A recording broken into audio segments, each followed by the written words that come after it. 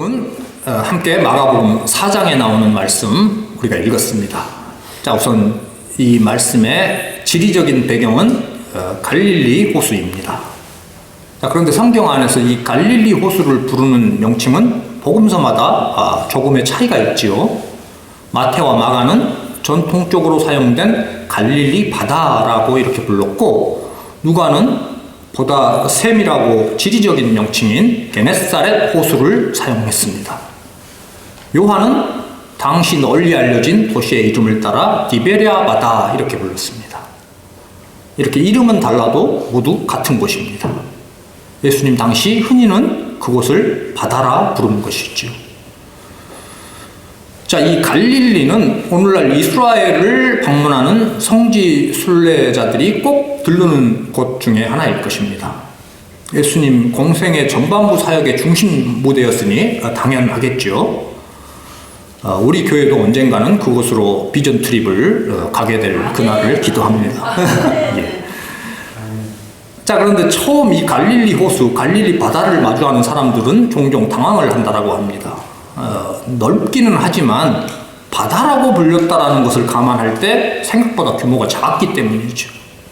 남북으로 약 21km, 13마일 정도, 그리고 동서로 약 13km, 8마일 정도 되는 내륙에 위치한 담수호입니다.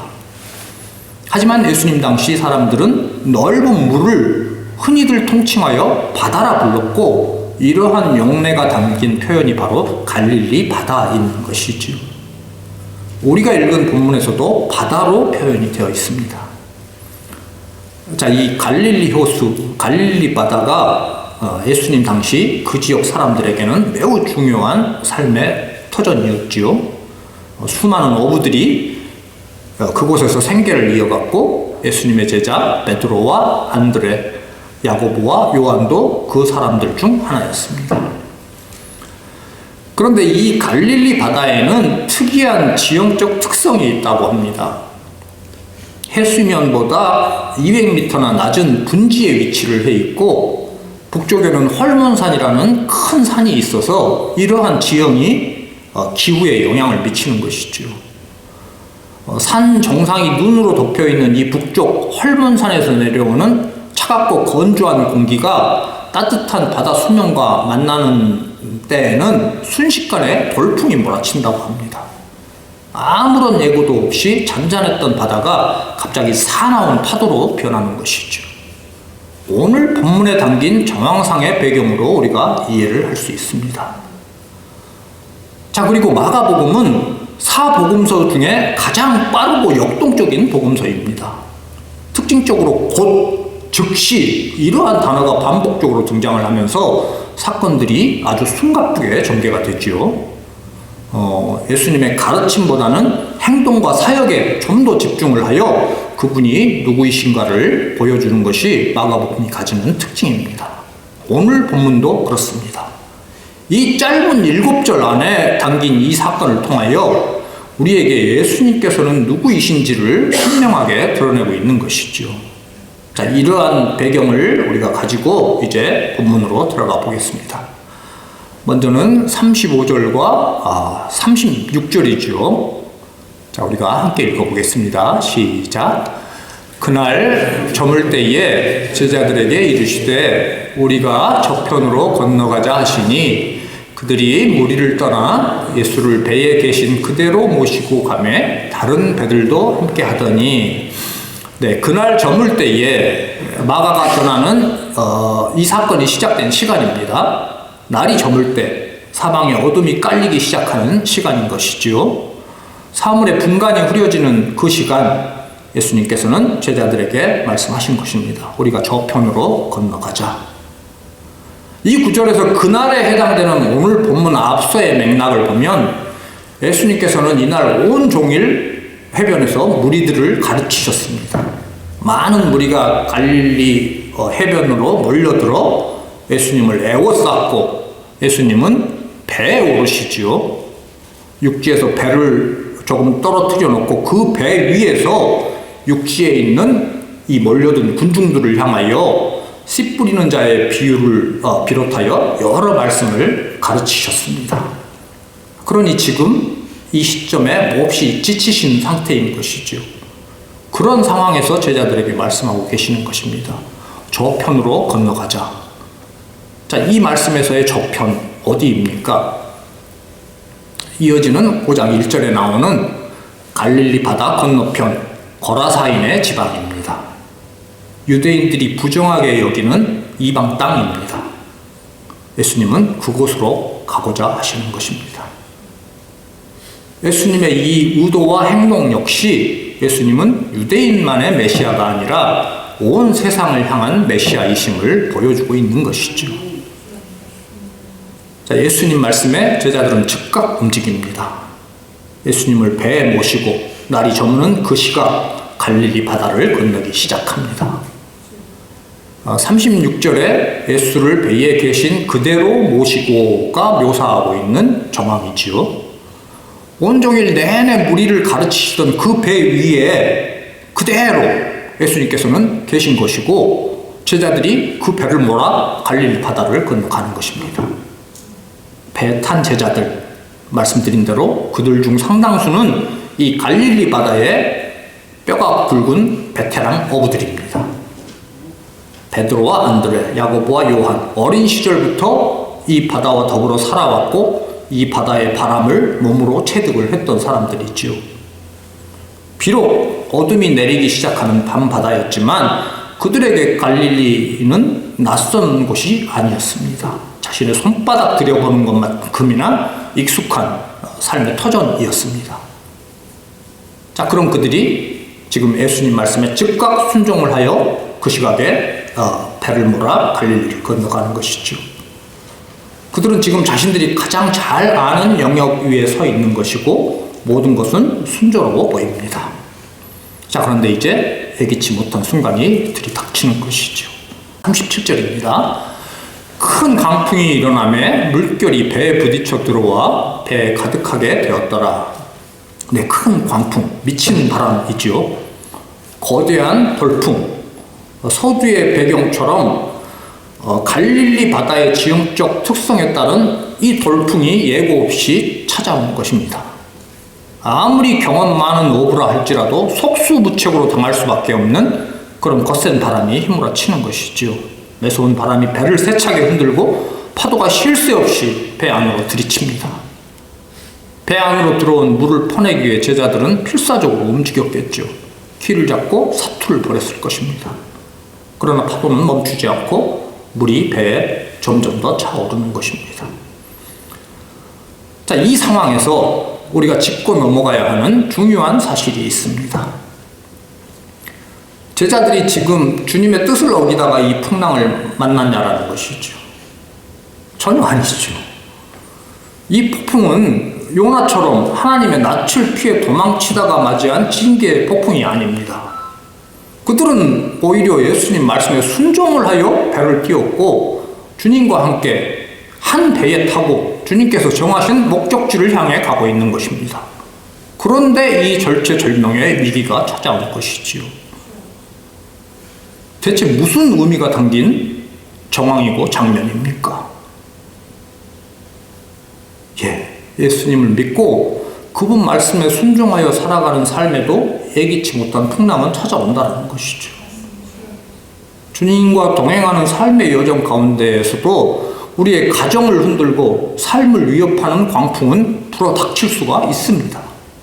예기치 못한 병의 소식이 날아들고 재정의 기반이 흔들리기도 하고 소중했던 관계가 깨어지는 그런 풍랑 앞에 우리가 서게 되는 경우가 있는 것이죠. 불신앙도 내가 뭘 잘못한 일의 결과도 아닙니다. 지금 제자들의 상황, 순종했음에도 주님과 함께임에도 광풍이 몰아친 것입니다. 자, 이렇게 배 안은 아수라장이 되어가고 있는 그때에 예수님은 무엇을 하고 계신 것입니까? 예수께서는 고물에서 베개를 베고 주무시더니 제자들이 깨우며 이르되 선생님이여 우리가 죽게 된 것을 돌보지 아니하시나이까 하니.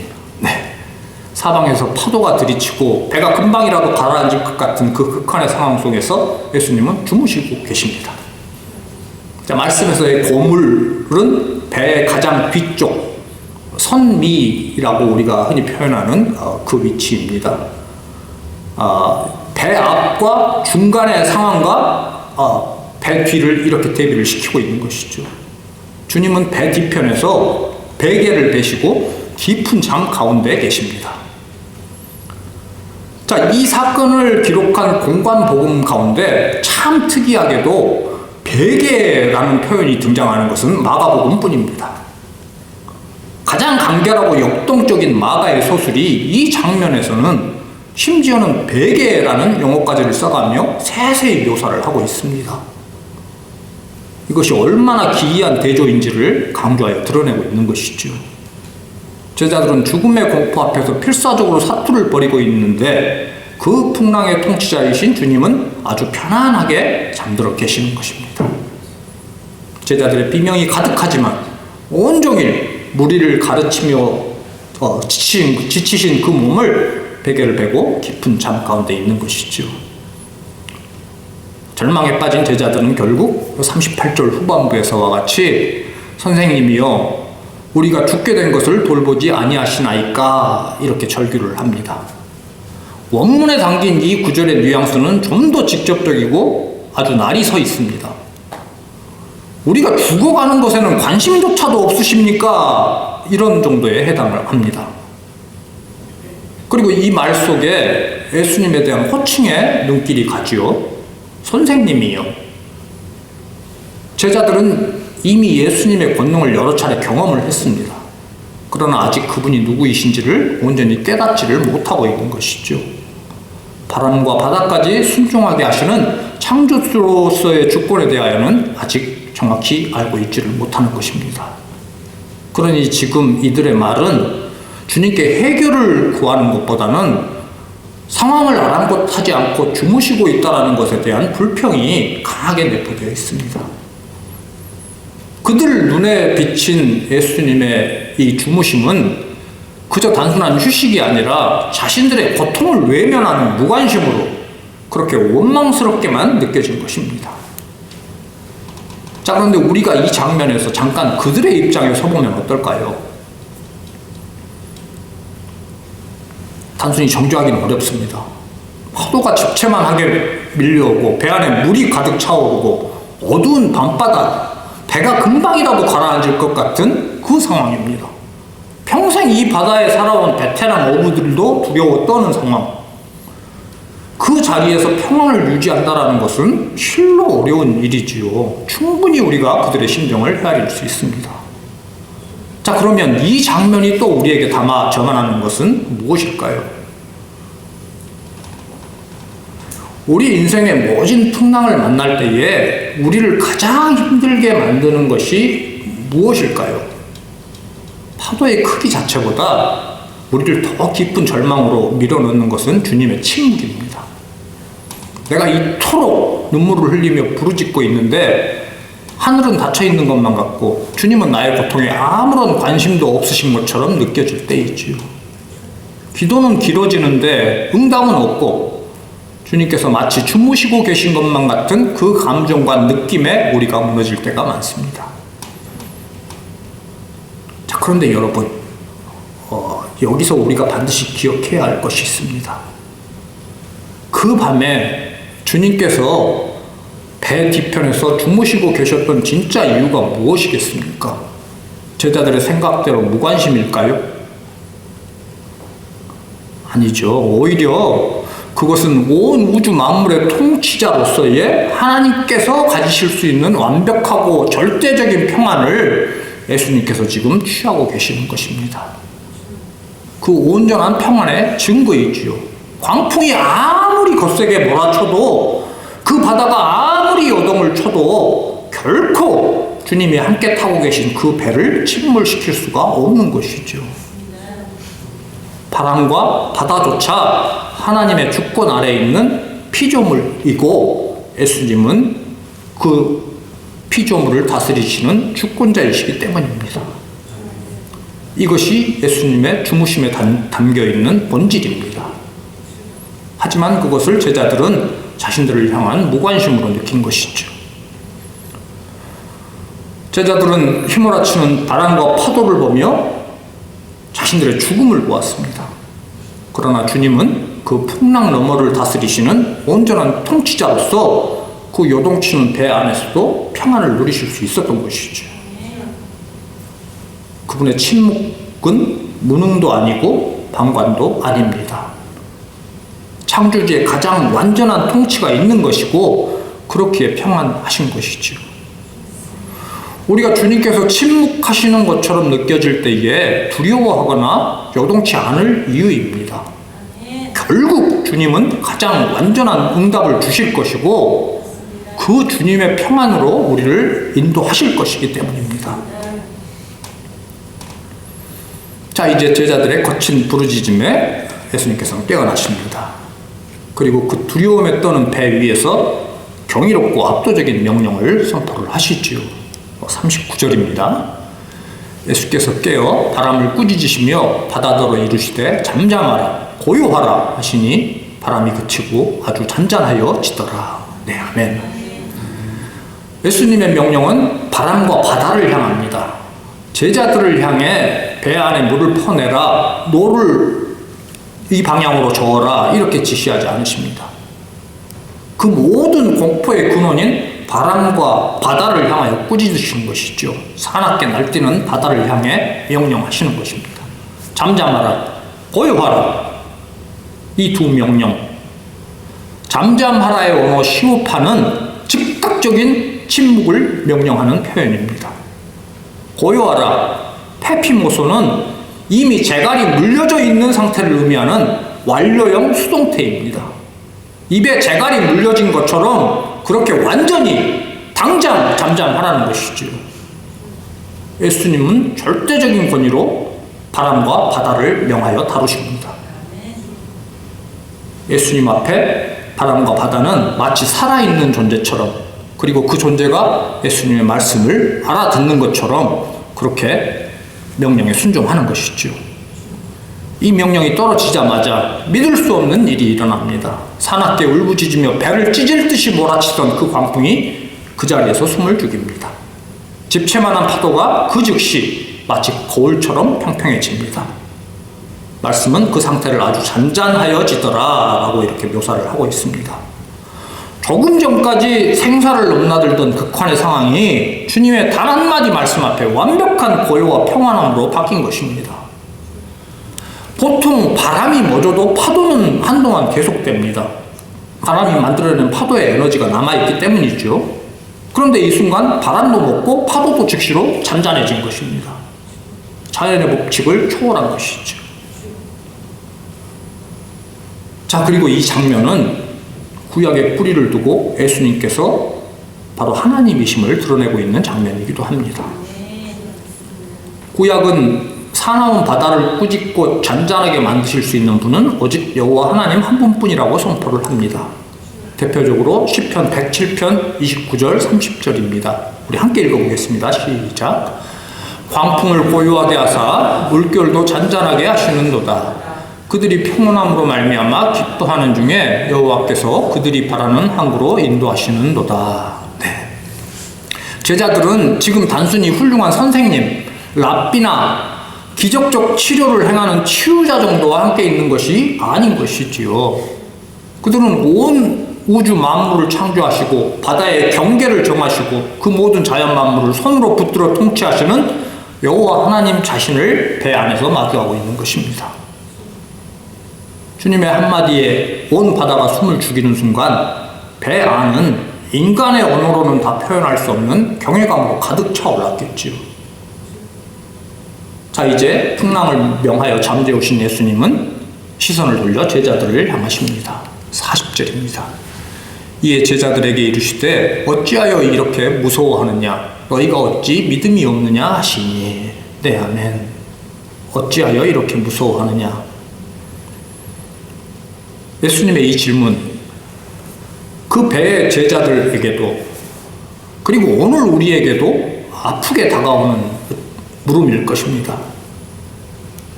주님께서 책망하신 것은 위험을 느끼는 인간의 그 자연스러운 감정 자체가 아니지요. 주님은 지금 그 위험 앞에서 주님이 함께 계시다라는 사실을 완전히 망각해버린 이 믿음의 부재를 지적하고 계십니다.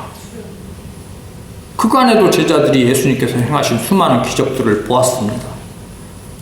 그분이 하나님께로부터 오신 권능의 분이심을 곁에서 생생하게 목격을 했지요.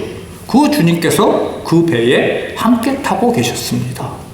그런데 그들의 시선은 풍랑이 몰려오자 그 파도만 보고 거기에 매몰이 된 것입니다. 우리 인생에 수많은 은혜를 경험했음에도 지금 이 순간에 닥쳐오는 풍랑 가운데 우리가 그 은혜를 망각하는 것과도 비슷합니다. 파도는 크게만 보이고 그 배에 타고 계신 예수님의 권능은 있고 두려움에 압도를 당한 것입니다.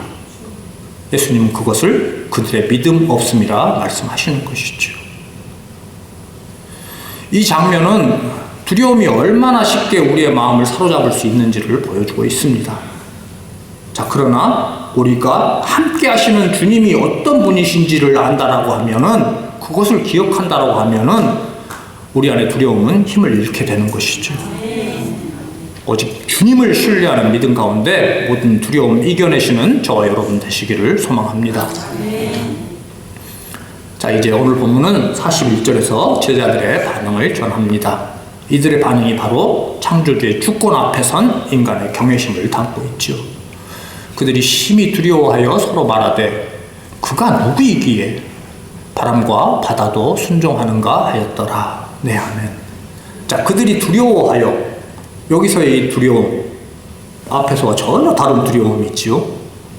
풍랑이 멈추고 바다가 잔잔해진 후에 이 바다의 분위기, 이 배 안의 공기는 이전과는 완전히 다른 그런 종류의 두려움으로 가득 찹니다. 조금 전까지 그들이 가졌던 두려움은 자신들의 목숨을 위협하는 광풍에 대한 공포였습니다. 그러나 지금 그들이 느끼고 있는 이 두려움은 피조물인 인간이 거룩하신 창조주 앞에, 그분의 신성 앞에 섰을 때에 고개를 숙일 수밖에 없는 그 경외함이지요. 그가 누구이기에 바람과 바다도 순종하는가? 그가 누구이기에 풍랑이 주던 죽음의 공포가 주님의 주권을 대면함으로 말미암아 이렇게 거룩한 경배로 바뀌고 있습니다. 혹독한 풍랑을 통과한 후에야 자신들과 함께 이 배에 타고 계신 예수 그리스도께서 참으로 누구이신지를 발견하고 있는 것이죠. 역설적인 은혜입니다. 가장 어둡고 두려웠던 그 자리에서 가장 선명하게 주님은 누구이신지를 보게 되는 것이죠.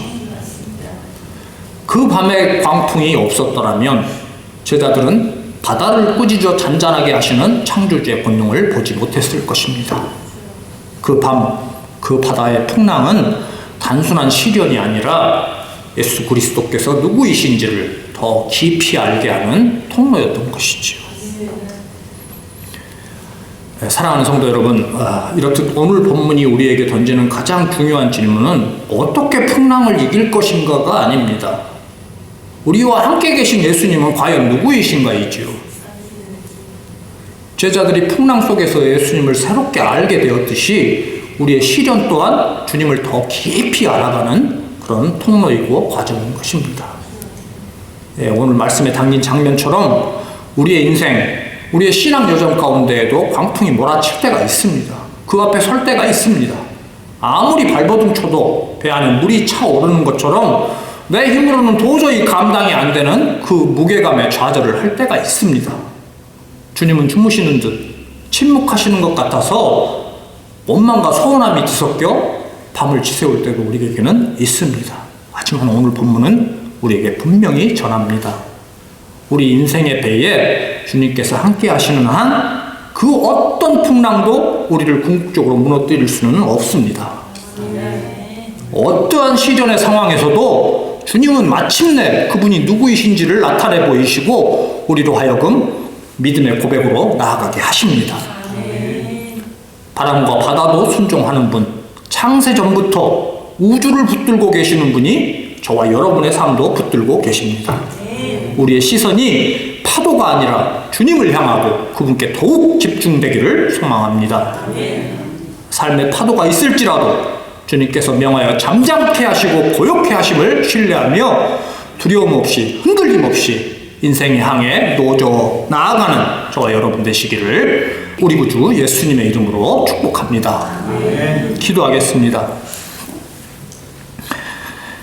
하나님 아버지, 어떠한 상황보다도 더 크신 주님께서 내 인생의 항해에 함께 하심을 우리로 늘 기억하게 하여 주시옵소서. 때로 주님은 침묵하시는 것처럼 느껴질지라도 주님의 선하신 주권을 끝까지 신뢰하게 하여 주시옵시고 두려움보다 믿음을 더욱 붙잡게 하여 주시옵소서.